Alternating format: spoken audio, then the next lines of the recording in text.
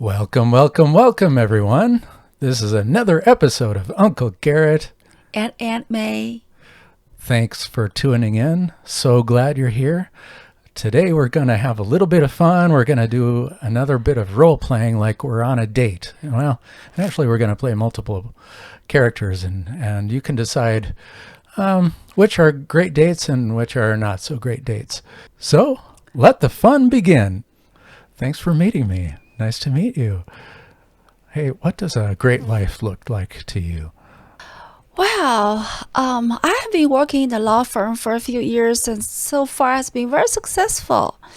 And I already earn more than $200K annually, and I'm planning in 5 years to become the partner. And besides that, in the life, I like vacation. I like to spend some time in Tahiti. And I like shopping for nice clothes, and even window shopping. I just enjoy them. A great life to me is a meaningful life that with my future husband and we together strive for to be a better person and form a better, happier, loving family, and raise our children into great adults that can serve the society. That is abundant, meaningful life to me. I spend a lot of time to learn about peaceful parenting, and I want to be surrounded with a lot of kids and future grandkids, have a very nice family. And I think it's more important to raise children into great adults for me than going to find a job in a company. I want to homeschool them to make sure that they get best education, and I hope my future husband can help me. Oh, that's great. So you want to homeschool kids, huh? Yes, I want my children to trust me. I want them to have self-confidence and strength that they will never consider going down any of dark paths. Schools won't do it, but I know I can. And there's no amount of salary or any kind of career in this planet I would like to trade for my children's future. Wow, that's so impressive. Oh, what do you do for a living? Well, I got my degree in ethnic studies, and I got $200,000 student debt, but well, I'm hoping to get some government grants to help pay that off. But right now, to pay the bills, I'm a barista at a local coffee company. Oh, I'm an electrician. I just got my journeyman certification, and that has opened up a lot of possibilities and a much higher wage for me. So plus I enjoy my job and people appreciate me when I keep the lights on. I want to someday have my own electrician business.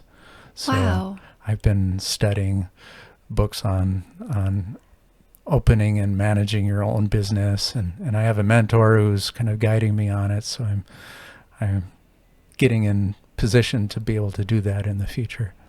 Oh, that's a very nice plan, and I wish you success. Thank you. So tell me about your family. I never met my dad, and my mom and we get along, except when she's angry with me, and she can get upset, and normally I have to tell her, shut up. And then we will hit each other for a while, but I'm kind of forgiving, and she will eventually make up for me later, so we get along. So what was your childhood like? Did your parents treat you well? Well, we're doing okay. As you said, I never met my dad, and so my mom always was busy trying to support us. And she went to for work and came back home very grouchy. And we weren't happy either because after school we were sent to our aunt's home and she didn't spend much time with us. And so we came back home grouchy too. And very often we just shouted at each other, but that's not a big deal, That's just how the families are. So what did you do to overcome your bad childhood? Well, I tend not to think about it. All my friends, a lot of my friends have similar experience, so I really don't think it's a big deal. I don't tend to think about it. I'm doing very well. As you can see, I'm working on the law firm, so what do you mean I have overcome? What haven't I done? I mean, I have been visiting so many therapists and did a lot of home research work. And finally, I find the combination of journaling and meditation helped me the most. And through journaling and meditation, I am able to observe myself as a third person. So I can see my damaged thoughts pattern and the toxic programs, and so that I can work them out, replace them with the positive thinking and emotions, and that helped me so much. And I am in a much better state, and I have been working for a decade now, and I think I am already recovered and ready for a healthy relationship. Sounds very nice. So what was your childhood like? Did your parents treat you well?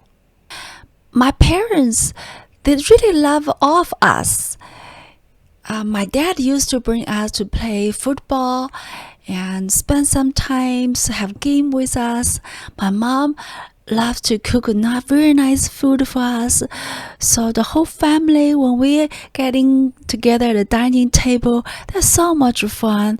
My dad used to tell some funny stories, and when we have downtime, they will listen to us and they will help us to tell us how to handle the conflict with the friends and how to overcome our difficulties, how to focus on the school homework. So we have so much fun. So even now we all just don't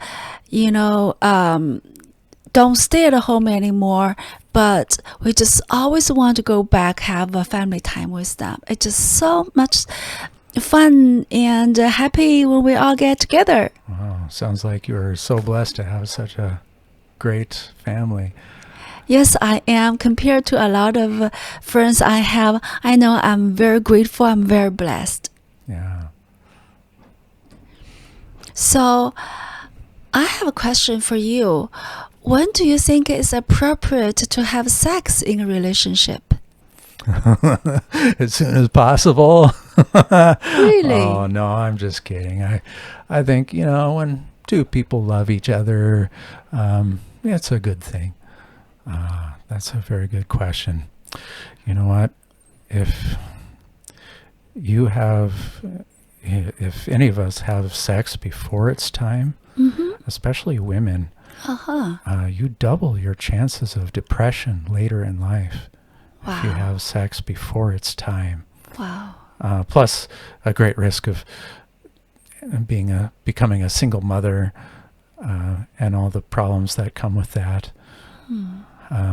So, I wouldn't dare try to propose that you do have sex before it's time. And when is it time? When after marriage.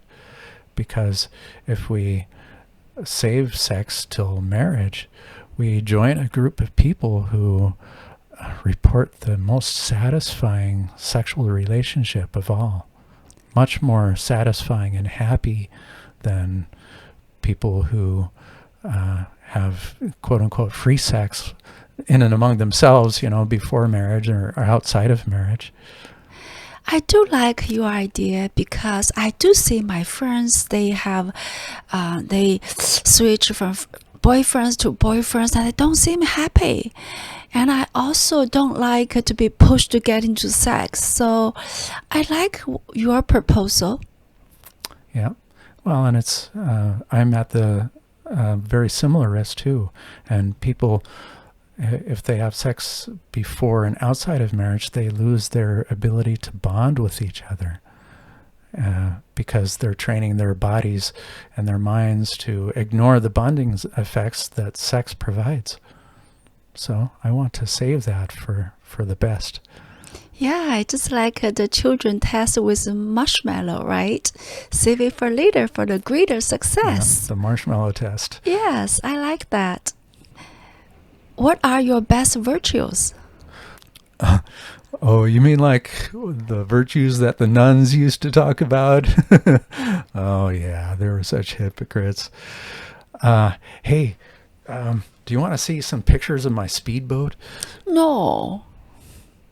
Oh, well, if I go and boldly speak about my great virtues, then this might be a trick question, because then obviously humility wouldn't be among my best virtues, huh? You got me. Yeah. Well, I try to be virtuous. I really like the virtues of, well, humility is one of them. Not being prideful. I try to be patient. I think that's a great virtue. I think the highest virtue, kind of the grandfather of all virtues, is continuous improvement, because, well, nobody's perfect, right? And I think the best of us, the best we can do is always try to grow our virtues, always try to improve, always try to see our own faults and see them as clearly as possible and overcome them and become a better person. I really like your answer, and I feel like we are alike. So how about you? Has there ever been a time when you've been in an argument with someone and you realized that you had some fault and you apologized for it? I always might wear my conscience.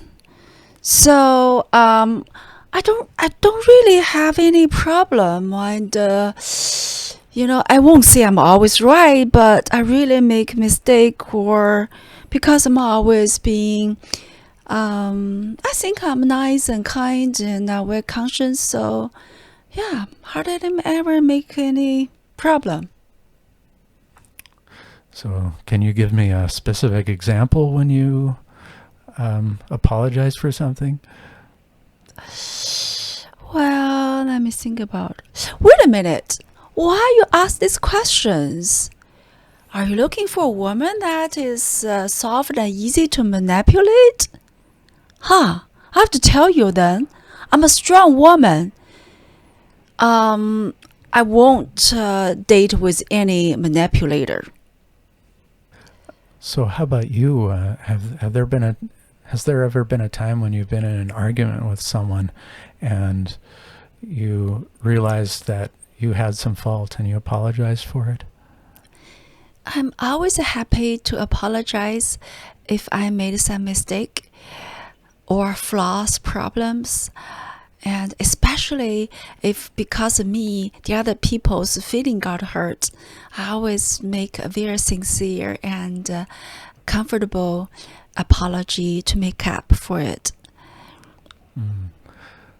That sounds nice. Can you give me a specific example in your past where you've done that? Oh, recently my coworker complained to say that I haven't sent him the emails that he was waiting for. And later on, I helped him to find out the email in his inbox. So he apologized to me, and I also apologized to him to say that I could improve my subject to make it more obvious. That is the title he's searching for. Oh, so you were able to, even though it was his fault, you still found something you could apologize for. I always try to find the golden nuggets that I can improve from other people's complaint. That sounds very nice. Well, you're such a breath of fresh air. You know, I've met a lot of women, but you seem so unique and high quality. I really like that. I wonder if there are any other dating red flags that we should watch out for. Yeah, it's hard to know the future problems, huh? Yeah. Wow. Oh, yeah. I remember I have a genie friend. A genie? Yes, a real genie. Like something that comes out of a lamp? No, my friend, he stays in this couch, and I, A conch genie? yes, he's actually a love genie. Oh. Yeah. So maybe we should invite him to tell us. You know? Okay. All right. Okay. So that I should do is Genie, Genie, Love Genie. Whoa. He kind of looks like me. Ooh. Hi. We haven't seen you for a while. I'm the Love Genie. What can I do for you? Thank you for coming out. I can answer all the questions about love and marriage and dating. What would you like to know? So, do you know any more things to look out for dating? You did an excellent job asking many good questions in your date. That's great. Now you have to stay with them and work with them for a long time to make sure they actually do what they say. They may talk a good game, but we'll have to see what it is in practice. So don't rush your dating period. At least date for many, many months, if not years. Years is even better. Watch them with their friends and family. Watch especially for changes in the way they act and behave, their more public persona and the persona they have in private with their friends and family. You want to be able to experience real conflicts with them so that you know how they actually behave in conflicts. And hopefully then you can go through some hard times with them to see how they handle that, so you know that they're the best person for you. Well, that sounds like very good advice, Jeannie. And you look very smart. Of course. What do you think? Well, thank you very much. Well, thank you. Thank you for your kind advice, Jeannie. And so happy to see you. Bye-bye. Talk to you later. Hope to see you It's been nice next visiting time. you. I'll go back to my conch shell now. Well, thanks again for tuning in and listening to us. I hope you were entertained. We certainly entertained ourselves. If you'd like any individual attention or to ask specific questions, feel free to write us on our email. That's may@epiphanywebsites.com. And we'll give you individual attention, answer your questions specifically. If you liked this video, found it helpful, if you got any insights, hit that like button. Well, hit it in any case. We like it when you like it. And subscribe for more. Share it with your friends. And until next time, this is Uncle Garrett. This is Aunt May. Thanks for listening. Goodbye. Bye-bye.